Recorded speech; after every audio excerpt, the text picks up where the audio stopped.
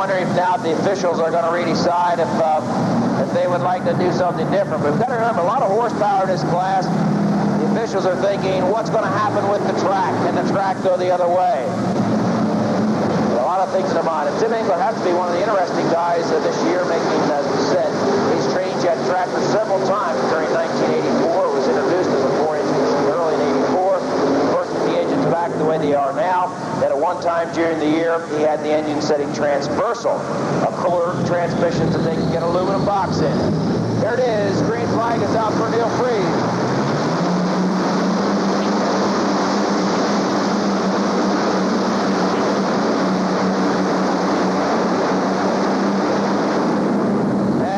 Down about the 165, 70-foot mark, and it is taking power and traction here today.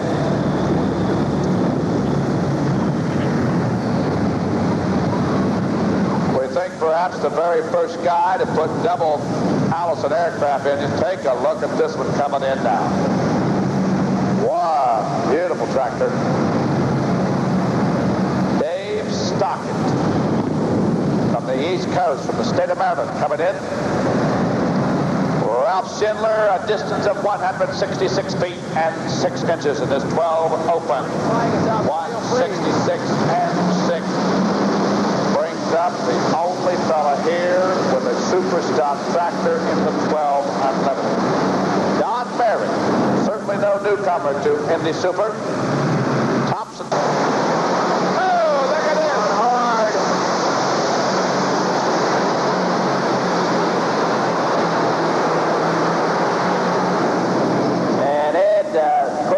Might be asked why just one and not leave all the others in the super stock class. Trying to eliminate all the dragging of that hose. We've got to remember these 12,000-pound tractors. They'd all have to drag the hose. If one has to drag the hose, they all have to drag the hose because that is some resistance, and that's why they ran just the one. He's the only one in the 12,000-pound unlimited class. Let's give him a good hand. Don Berry, the old number 1. She ran straw, boy. Hung right in there. Ladies and gentlemen, on deck now, Dave Stockett. And we understand Dave's going to drop 6. Is that right, ladies? All right. He's got some mechanical problem. John Shaw. Here we go. Instant replay for Farmer Don Berry from out of Missouri. Right down, but first we talk about a tough track and a tough class. He's solid today, 160. They're all solid aluminum. They put out about a horsepower per cubic inch when they're fresh engines, fresh and new. He's turning around 500 something cubic inches per inch.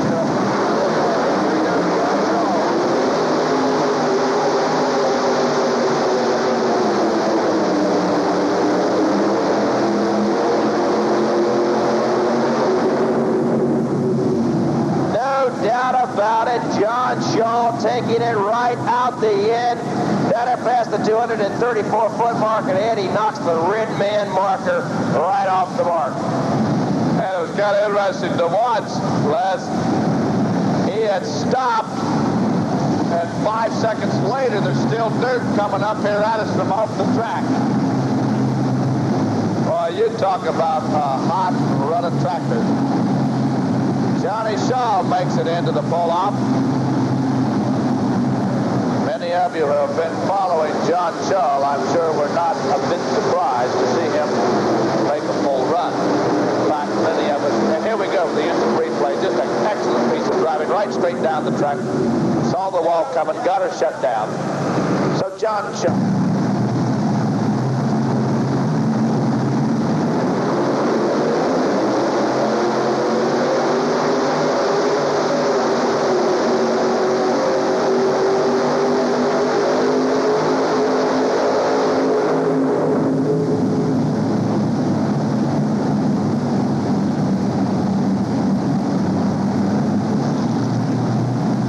Gentlemen, the Coyote team.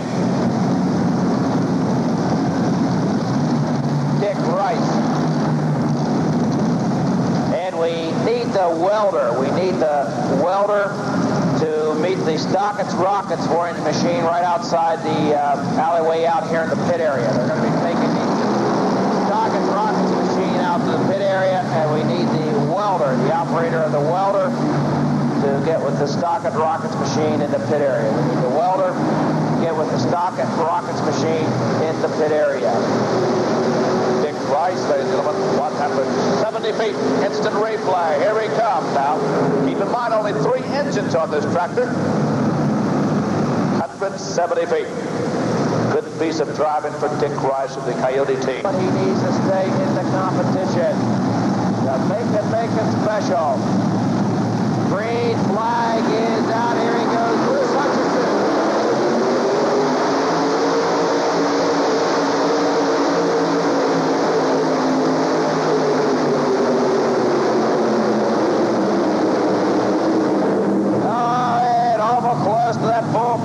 And it looks like the green light is on. There it is. Full for the make it special. Full for Bruce Hutcherson as he takes it out the end, and a good job by Bruce. And we wait for this to replay, and you notice he did not really lift the front end sort of stayed to the ground most of the way down. Just hopping and jumping a little bit on the replay. Did pick it just a little bit, but you'd have to say staying close to the ground. Possibly as close as you can get it, though, never getting too high off the ground. Excellent piece of driving, and driving with a great deal of confidence. I think Indy Super winner. Yes, I believe so. Judge Pulley team back in the early years, single house one of the first years, moved into #1. There he goes, Ron Barger. He's going hard.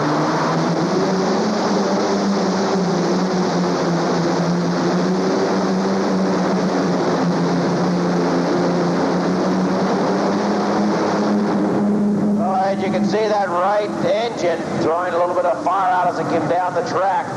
He's running it on alcohol, injected alcohol. You can see the big injectors up on top of those 1,710 cubic inch. That fire coming out, but my, does he make those two run. He's always right there, right up in the money. Ronnie Barger, ladies and gentlemen, look at the fire coming out of that. Hope you've got, here we go, it's replay. 15 feet 7 inches for Ron Barger. Excellent tire speed, brings her right down.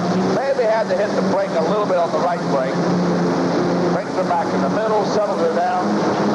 Pulling the tires probably better than 100 miles an hour. 215 feet 7 inches for Ron Barger.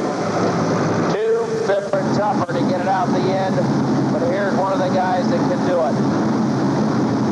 Big Ben Blue, the Banner Brothers. Green flag is out. Here he goes. And he's full force.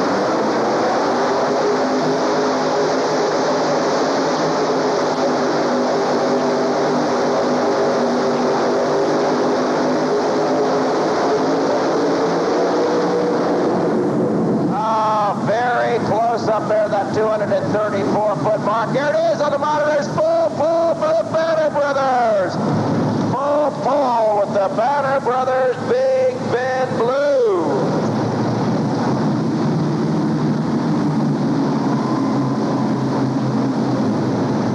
There they are. The Banners fans from Warren are here. Welcome. And I believe, Les, aren't you the people that have that dead pole? They have that dead tractor pulled up there. Dead weight. Dead weight. Dead pull. Dead weight. Dead weight. Here we go. Green flag is out. Here he goes. Barney Klaus. Barney through.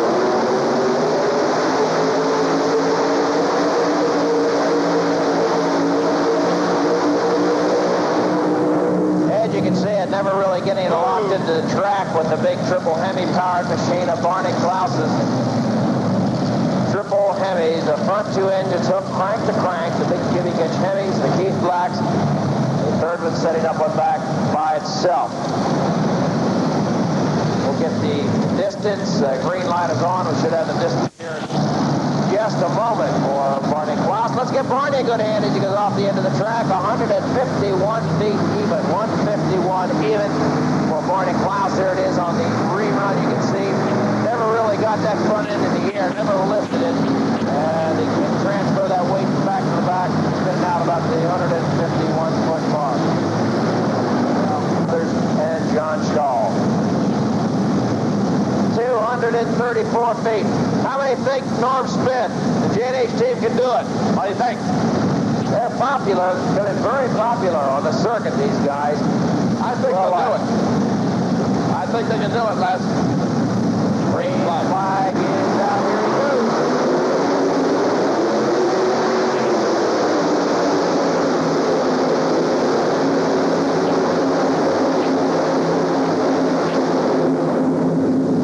Not quite enough edge. You can see he came out and went towards the left side of the track. Never picked the front end and carried it like he would have liked to. Now you wonder whether the traction's changing any on the track. You wonder if the sled's getting tighter. Exactly what to look for.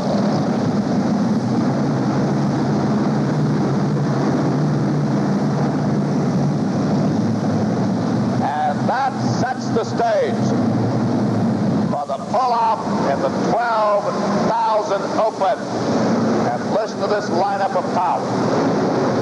Panther Brothers Orange, Indiana, full full. Tim Engler, Mission Impossible team, full full. They're not championships in anyone. The pressure is on here in the 12,000-pound unlimited class.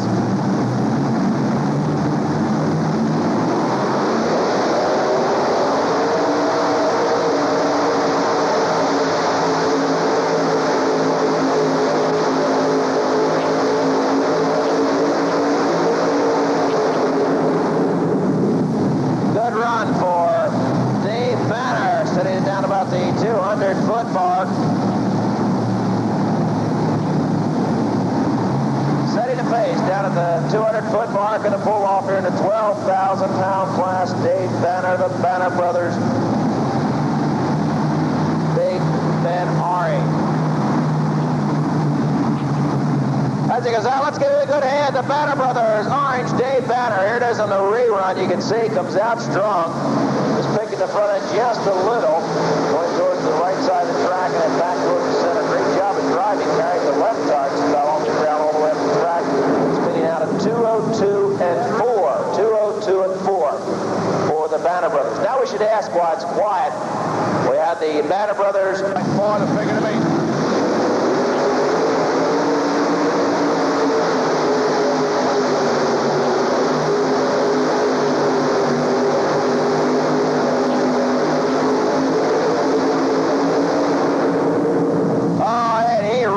Jumped on it hard out of the hole. I mean, he jumped right on it.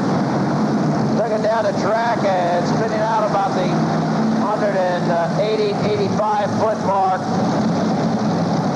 They're blowing the paper off the top of the rafters. It's starting to come down. And we got it. 1, 8, 3. Let's hear it for Tim Engler. 183 and 6. Here it is on the instant replay. He jumped right on and pulled the front end in the air. That did go off to the left side and then back towards the right. But with the good braking system they have on there, he managed to pull back towards the center. But as we said, Dave Hager has more weight on the sled than he's ever. There he goes, John Shaw.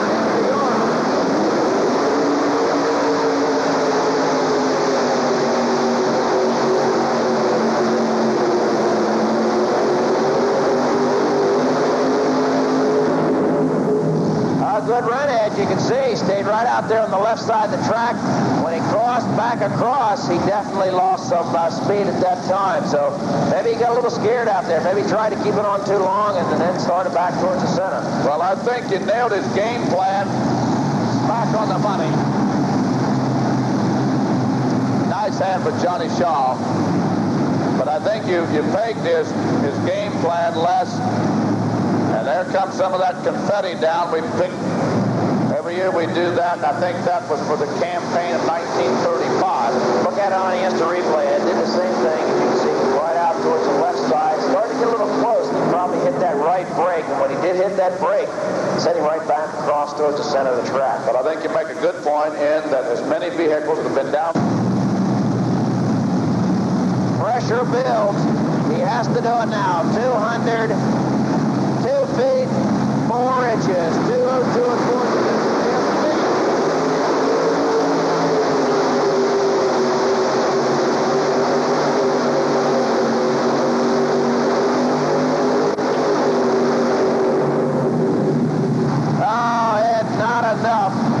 enough to move up into number 1. You can see that left rear engine.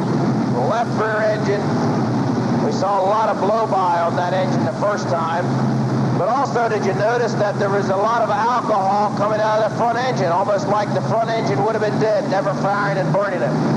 We'll wait for the replay, but it looked like that front engine may have been dead, just throwing out unburned alcohol. Here we go, Les, with that instant replay. There it is right there, the alcohol in that front engine. It looks like it's not even firing on the front engine. Unburned alcohol coming out. Of course, then he shuts it down to the back one. Starts to Follow blow-by. Just not the horsepower. Let's give Bruce Hutchison, ladies and gentlemen, a nice round of applause, making it into the pull-off in the 12,000 Open. And you'll see a lot of him for 1985. That means now. Brothers, Big Ben Blue. He'd like to get into that first or second.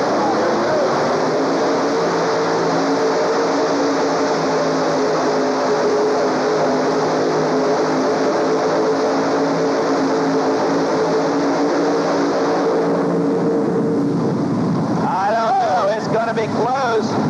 183 feet 6 inches, 183 and 6. They may have moved the Banner Brothers Big Ben Blue into the number 2 position. We're going to have to wait and see. I think they've done it last. The green light is on. Let's see what flashes up.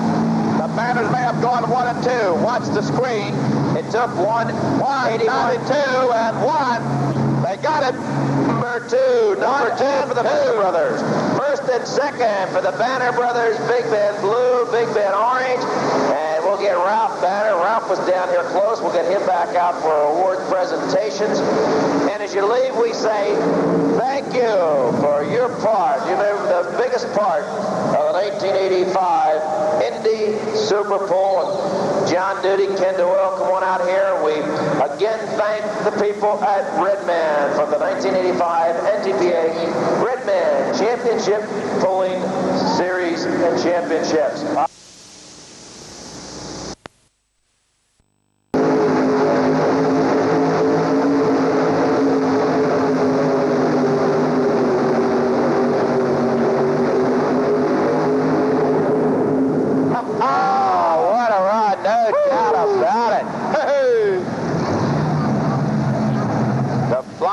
Machines have set the stage. A full pull for Stan Mello and the Superfly. He needs a full pull to stand the competition. The Superfly machines of Johnny and Stan Mello. The first one has made a full pull. There he goes. Brad Shiley, Millmont, Pennsylvania, the supercharged Chevy-powered machine. Starts to bring up the hours. There he goes.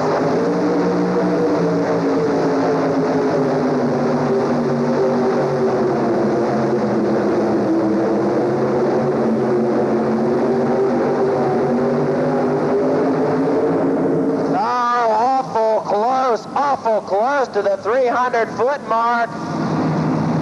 We're going to have to wait and see. Did he or did he not make it out the end? Awful close to the full pull mark. Going to have to wait for the laser to do it.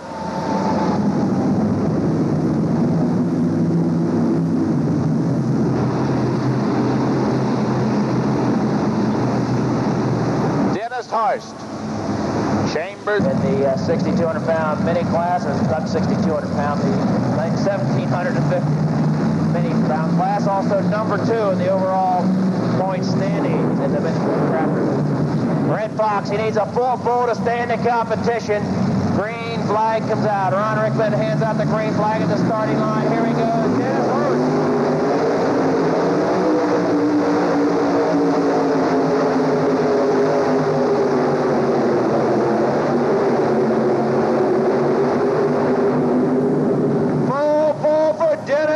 As he yanks it out the end, and we're going to have a pull-off. My, did he ever? I mean, right out the end, last super run for Dennis Horst. Chambersburg, Pennsylvania.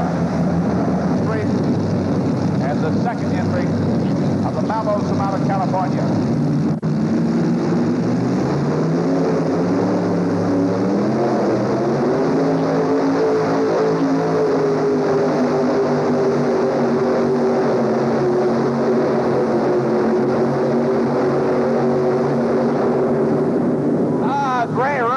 Breshoggy slides it out the end. He makes it number 3. Number 3. Boy, full pulls. Great run. Really was. He had the momentum going. He got it locked in. Good lesson. Boy, right out the ends.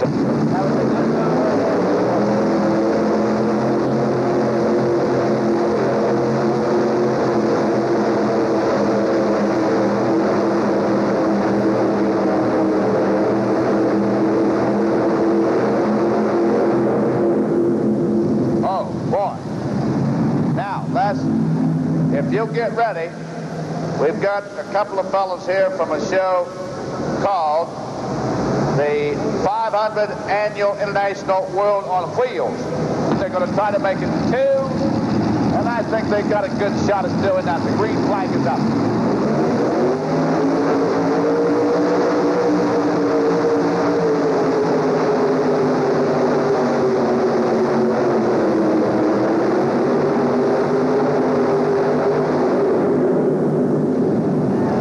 The feeling that he doesn't like us over here. Oh, smoke. You girls all right? We told you that we got in the head, didn't we, Buzzy? We never hurt you. As long as you get hit in the head, it'll never hurt you. That's what my mother-in-law says every time. We said last that they spin the tires faster than anybody in that, and we're proving that, just proved that.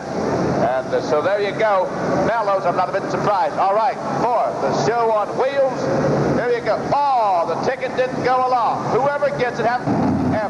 I'm going to stand right here and let him come right at me. You do it on television. Terrific. All right. Great video here. I mean, this is, if you'd like to get your copy of tonight's session, here he goes.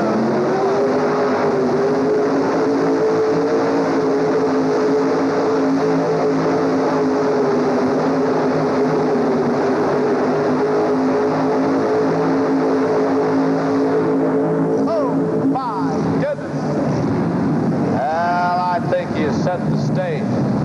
All right, former tractor driver.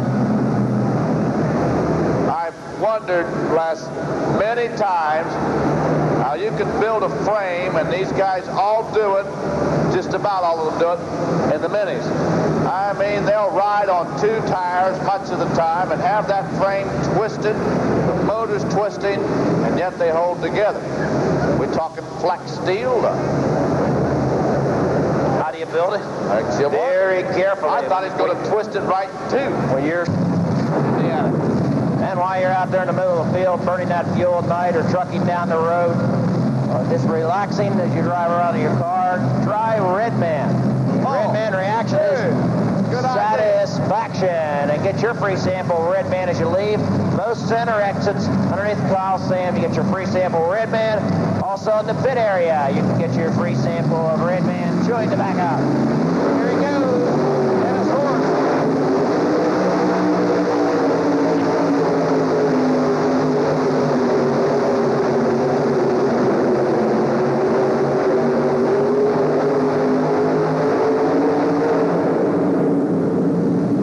Oh, I like that. Good run. Oh, excellent run. And I'm wondering now, and as we see Dennis make his run, and that's not going to be hard to beat because we can see it about the 100-foot mark. He started to lift it and carried it down there, and that picked the pan up. Also, did you notice when he came out of the hole, he was pedaling it. It wasn't lock in. He was backing out, starting to get into it again. The thing I like, Les, very patient. He was very patient. If you can watch him operate, he was letting the tires set themselves. Wasn't jumping on it. Didn't panic. Right here in front of us. He was waiting for it to lock and then moved it on down. Whale of a run.